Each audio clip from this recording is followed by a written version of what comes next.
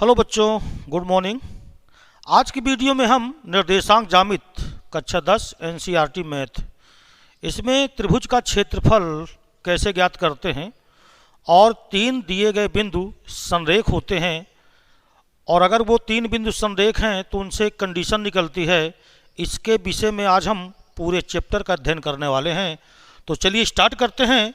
सबसे पहले देखिए त्रिभुज का क्षेत्रफल कैसे ज्ञात करते हैं। मान लीजिए एक त्रिभुज है ABC जिसके निर्देशांक क्रमशः दिए हैं x1 y1 पहला बिंदु है, दूसरा बिंदु है x2 y2 और तीसरा बिंदु है x3 y3। तो यदि कोई दिए गए तीन बिंदु असंरेख बिंदु हैं, असंरेख का मतलब यह होता है कि उन तीनों बिंदुओं से एक ट्रायंगल बनता है, एक त्रिभुज बनता है, तो उस त्रिभुज का क्षेत्रफल यानी कि त्रिभुज का क्षेत्रफल अगर हमें ज्ञात करना है तो इसका फार्मूला आपको याद रखना होगा। ये होता है, देखिए याद करने का मैं आपको तरीका बता देता हूं। 1/2 लगाइए, x y माइनस वाई, फिर plus x y minus y, फिर plus x y minus y. अब देखिए यहां पर नंबरिंग करेंगे तो 1 2 3, एक के बाद 2 लिखिए, 2 के बाद फिर 3 लिखिए और 3 के बाद फिर से आप 1 में चले आइए क्योंकि यहां पर 3 ही शीर्ष हैं A, B और C। तो अगर आप 3 पे आ चुके हैं तो 3 के बाद फिर से आप 1 में चले जाइए। देखिए 2 है ना यहां पर, तो 2 के बाद क्या आया 3, 3 के बाद आया 1 और 1 के बाद आया 2। तो यदि किसी त्रिभुज ABC के तीनों शीर्षों के निर्देशांक क्रमशः x1 y1, x2 y2 तथा x3 y3 हैं तो उस त्रिभुज का जो क्षेत्रफल होता है वो होता है 1/2 x1 y2 minus y3 plus x2 y3 minus y1 plus x3 y1 minus y2। इस पर आधारित एक क्वेश्चन जरूर आता है।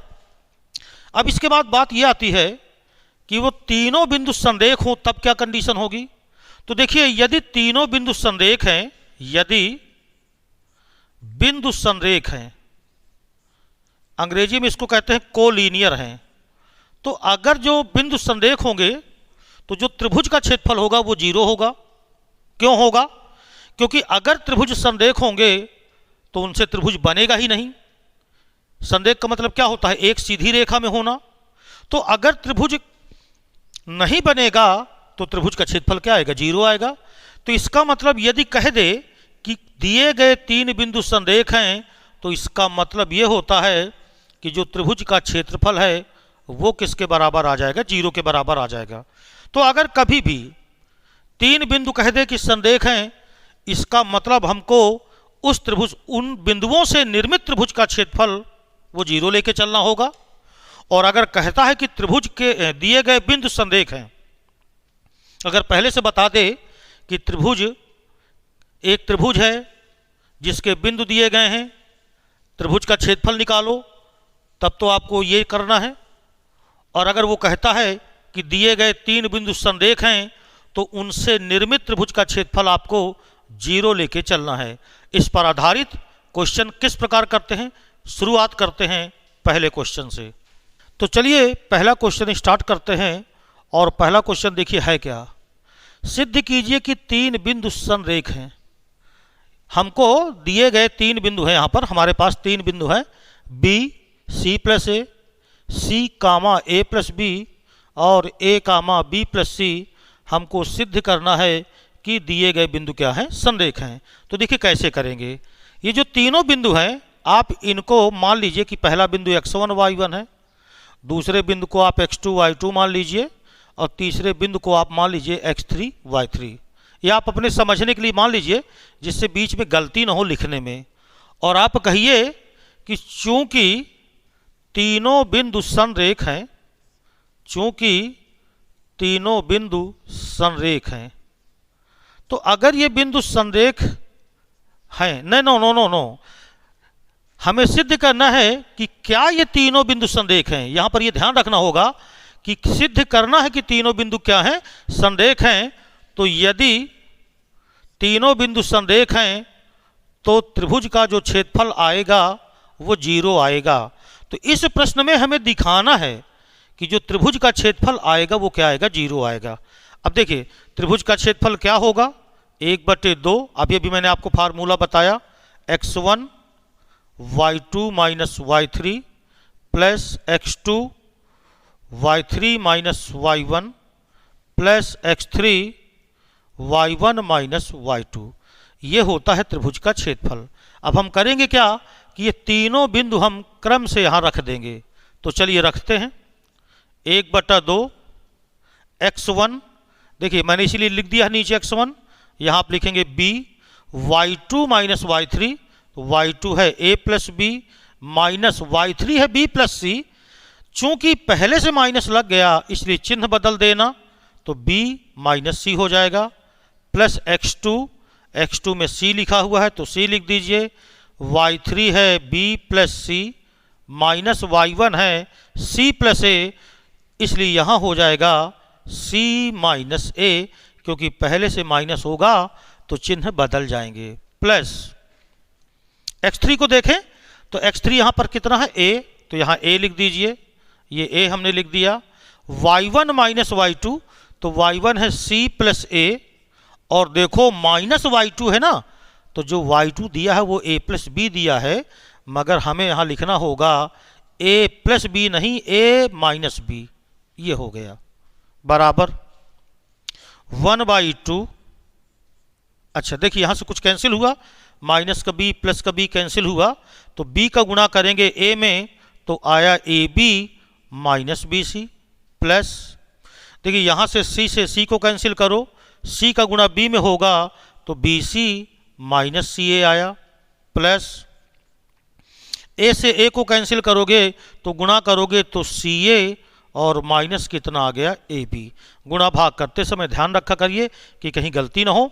अब देखो प्लस का ए बी है, ये माइनस का ए बी है, कैंसिल हो जाएगा, माइनस का बी सी प्लस का बी सी कैंसिल हो जाएगा, माइनस का सी ए प्लस का सी ए कैंसिल हो जाएगा, अर्थात ये आया 1/2 गुणे 0, तो बराबर कितना आया 0।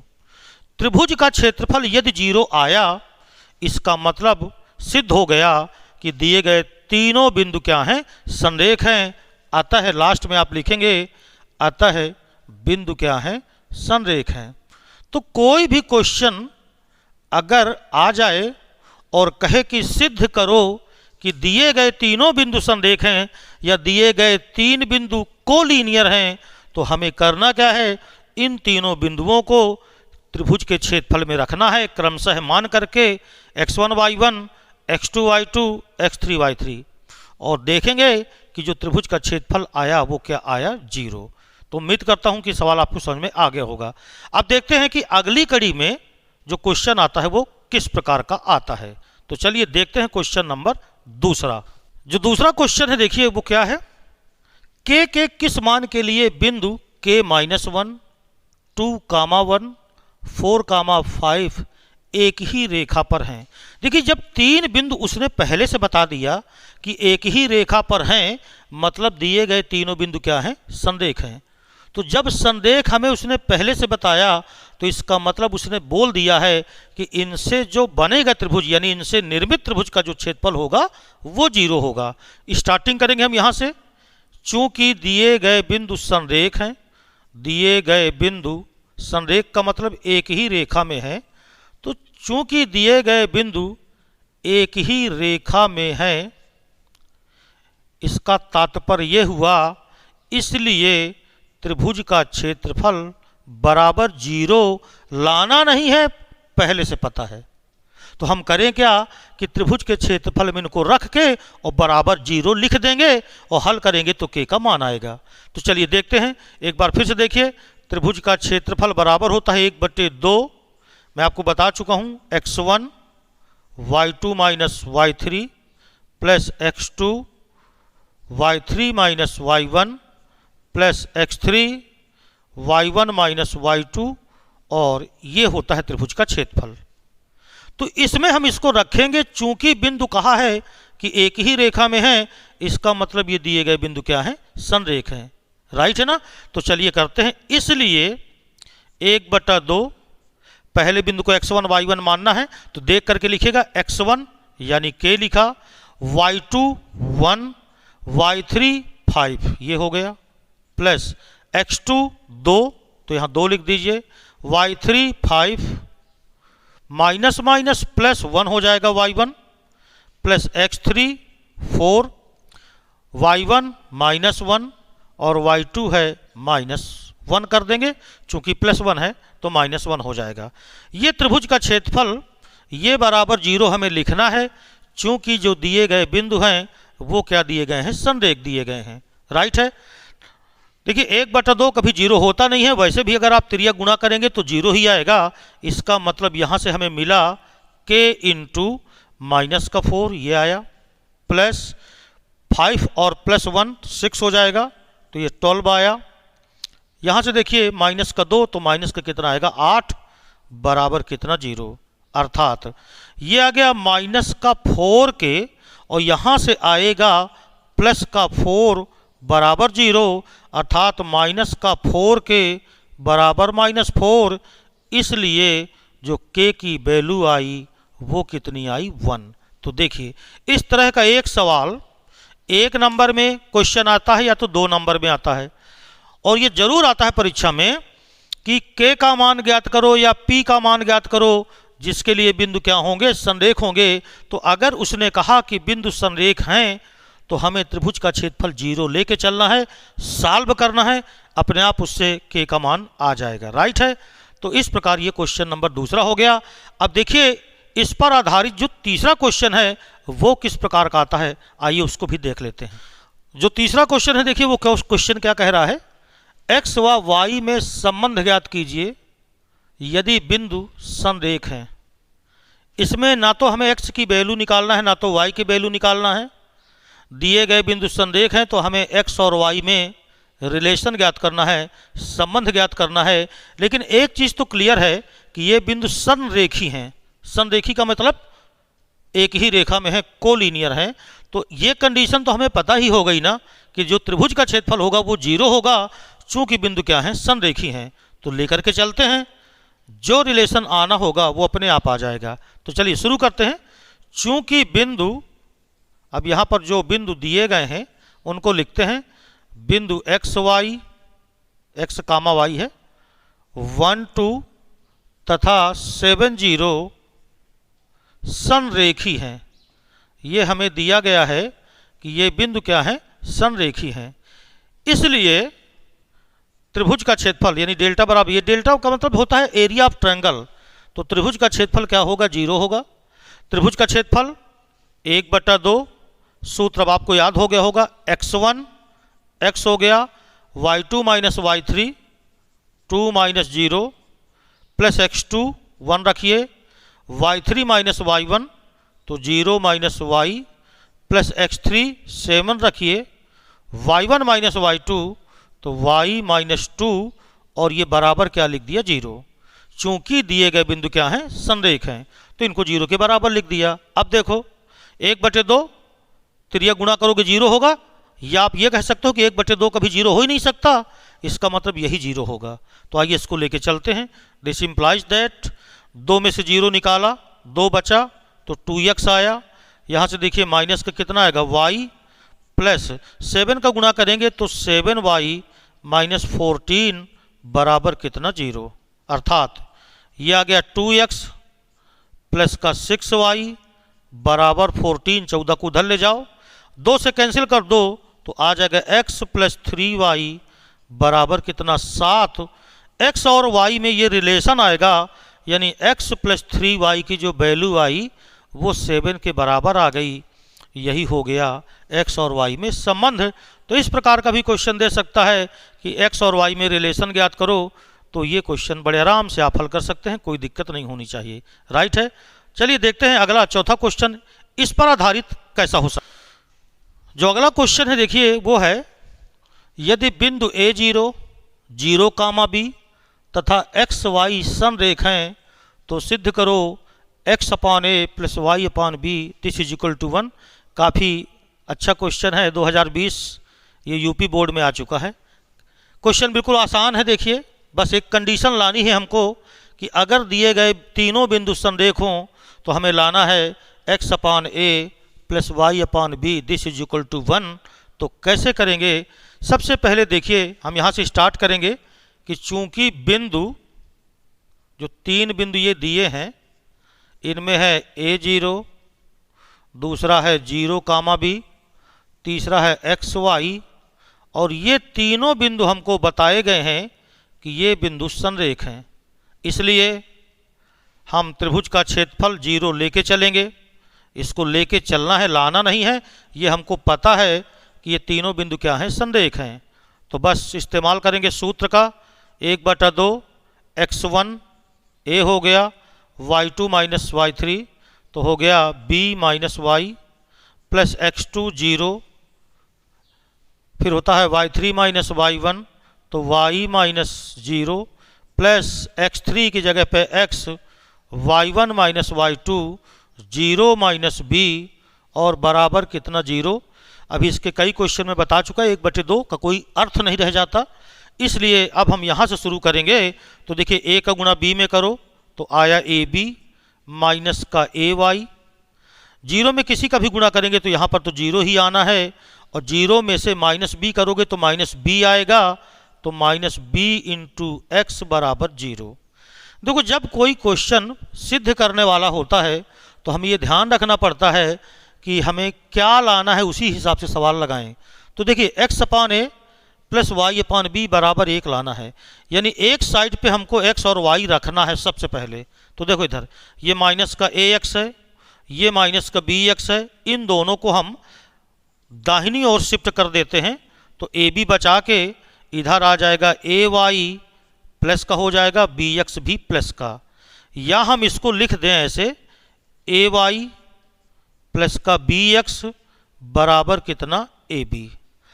अब सबसे पहले देखो जो हमको सिद्ध करना है वो एक साइड पे तो एक्स वाई लाना ही लाना है, लेकिन दूसरी साइड पे हमें 1 लाना है। इस साइड पे 1 कब आएगा? जब हम दोनों पक्षों में ए बी से क्या दे देंगे, भाग। यानी हम अगला कदम जो उठाएंगे वो करेंगे हम दोनों पक्षों में ए बी से भाग करने पर। तो दोनों पक्षों में ए बी से भाग दे दो तो ए वाई है यहाँ पर, तो ए वाई बटे में ए बी आया, प्लस देखिए बी एक्स है तो बी एक्स लिखा बटे में ए बी आया, बराबर A B upon A B आया। ए से ए को कैंसिल करोगे, इधर बी से बी को कैंसिल करोगे तो ये वाई बटा बी आया, प्लस का एक्स अपान ए आया, और ये पूरा कैंसिल होकर के 1 आया। या हम इसको लिख सकते हैं x upon A plus Y upon B बराबर कितना 1, और यही हमको क्या करना था, सिद्ध करना था। तो देखिए क्वेश्चन बहुत आसान है, कोई दिक्कत नहीं क्वेश्चन में, जो कह रहा है उस कंडीशन का आप पालन करते जाइए। राइट। अब जो क्वेश्चन नंबर 5वां है, देखिए इसी तरह का बिल्कुल एक क्वेश्चन इसके पहले हम करवा चुके हैं आपको। क्वेश्चन क्या है देखिए, यदि बिंदु 7 - 2 5 - 1 और 3 माइनस के नहीं है, के है 3 कामा के, ये संरेख हैं। संरेखी का मतलब होता है संरेख हैं, कोलिनियर हैं, तो के का मान ज्ञात करना है। बिल्कुल ऐसा ही एक क्वेश्चन इसके पहले करवाया है। तो यहां पर आप कहोगे कि चूंकि बिंदु संरेख हैं, तो अगर बिंदु संरेख हैं तो इसका मतलब है कि जो त्रिभुज का क्षेत्रफल होगा वो क्या होगा, 0। और त्रिभुज का क्षेत्रफल का मतलब 1/2 x1 7, y2 माइनस y3 तो 1 माइनस के plus x2 5, y3 minus y1 तो k माइनस माइनस प्लस 2 हो जाएगा, प्लस x3 तो x3 का 3 हो गया, y1 माइनस y2 तो -2 - 1 बराबर कितना 0। अर्थात 1/2 हटाओ, 7 का गुणा करो, 7 - 7 के आया, प्लस का 5 के प्लस 5 दूनी 10 आया, और माइनस का 3 होगा यहाँ तो माइनस का 9 बराबर कितना 0। तो कोई दिक्कत नहीं है, बिल्कुल आसानी से आप कर सकते हो। 7 ये किया देखिए, -7 के कर दिया, 5 के प्लस 5 दूनी 10 हो गया, ये माइनस का 3 होगा, माइनस 3 का गुणा 3 में किया तो 3 त्रिकाई माइनस का 9 आ गया। अब यहाँ से अगर आप देखो तो माइनस का 7 के प्लस का 5 के, तो ये माइनस का कितना बचा 2 के, और 10 है धन का, 7 है धन का, तो 17 धन का हो गया, माइनस का 9 बराबर 0। अर्थात माइनस का 2 के बराबर इधर 17 में 9 निकालोगे तो कितना बचेगा 8, इधर गया तो काहे का माइनस का, राइट है ना। इस प्रकार के बराबर आ गया 2 चौको 8, माइनस माइनस दोनों पक्ष से कैंसिल हो जाएंगे। तो देखिए एक क्वेश्चन जरूर आता है इसका, क्वेश्चन बिल्कुल आसान होते हैं। तो ये वीडियो निश्चित रूप से आपको परीक्षा के लिए फ़ायदा देगा, क्योंकि कोई ना कोई इसका एक क्वेश्चन जरूर आता है। उम्मीद करेंगे कि ये वीडियो आपको पसंद आया होगा, और अगर अभी अभी आप नए नए जुड़े हैं तो कृपया चैनल को सब्सक्राइब कीजिए। मैथ विद लल्ला सर आपका प्री चैनल, जिस पर आपको मिलते हैं गणित और विज्ञान कक्षा 10 से लेकर के 12 तक के बेहतरीन क्वेश्चन।